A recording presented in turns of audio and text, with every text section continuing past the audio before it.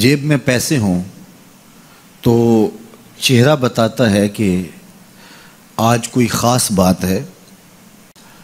किसी शख्स के पास बड़ी गाड़ी हो, कोई अच्छा मनसब किसी को मिल जाए, वजारत का कलमदान दे दिया जाए, वजारत तो दूर की बात है, कोई मेंबर असम्बली बन जाए, उसका एक नशा है। प्रोटोकॉल, एजाज़, तकरीम, दौलत, इज़्ज़त, शोहरत, ये सारी चीज़ें अगर किसी को मुयस्सर हों, अच्छी गाड़ी हो, तो इंसान जब रोड पे चढ़ता है और वो फराटे भरती हुई जाती है और वो छोटी छोटी गाड़ियों को काट के जब आगे गुजरती है तो फिर अपना ही स्वाद होता है ना, अपना ही एक सुरूर होता है। इस तरह जो रूहानी हमें दौलतें मिलती हैं उसका भी एक मज़ा है। सजदे का मज़ा अपना है, घर में सजदा करें तो मज़ा अपना है, मस्जिद में करें तो लुत्फ अपना है, पहली सफ में सजदा हो तो सुरूर अपना है, और अगर पेशानी को हरम का सेहन मिल जाए तो उसका सुरूर अपना है। हर शय का एक लुत्फ है, रोज़े का लुत्फ है, सहरी का एक मज़ा है, और सहरी का मज़ा घर बैठ के करें तो अपना है। अच्छा, किसी साले शख्स की कुर्बत में बैठ के सहरी का खाना नसीब हो जाए तो उसका मज़ा और है।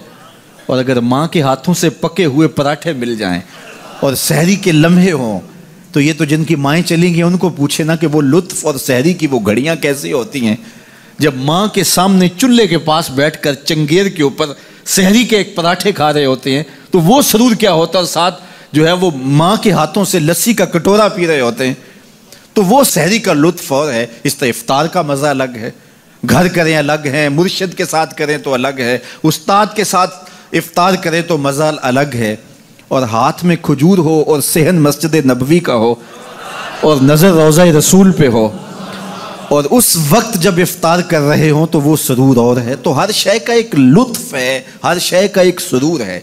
तो मियाँ जब सहरी और इफ्तारी का मज़ा है, जब सजदे रुकू और क़याम का मज़ा है, जब सदका करने का मज़ा है, रोज़ा खोलने और रखने का मज़ा है, तो फिर ईमान का भी तो कोई मज़ा होगा, ईमान का भी तो कोई सुरूर होगा। तो ईमान का हज़ बंदे को कब मिलता है, वो सुरूर कब मिलता है?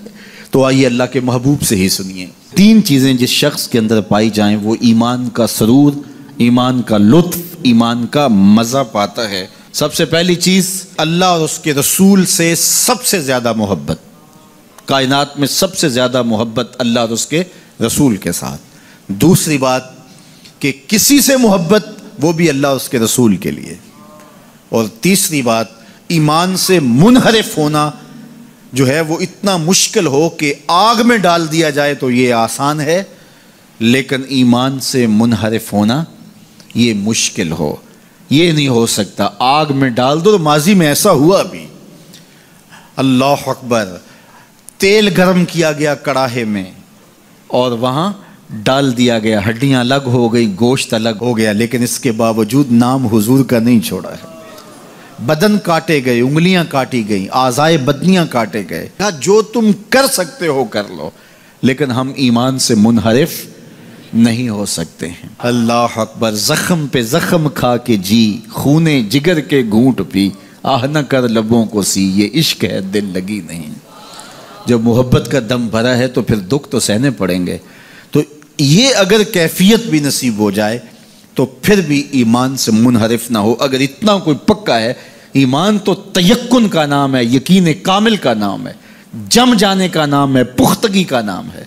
और अगर ये नसीब है तो फिर ईमान का सुरूर भी आएगा। वो कच्चा पक्का कि ठीक है, आसानी हुई तो ठीक और मुश्किल हुई तो फिर रूए सुखन दूसरी जानब, तो ऐसा ईमान सुरूर नहीं देता, ऐसा ईमान लुत्फ़ नहीं देता, ऐसे ईमान का मज़ा और हज़ नसीब नहीं होता।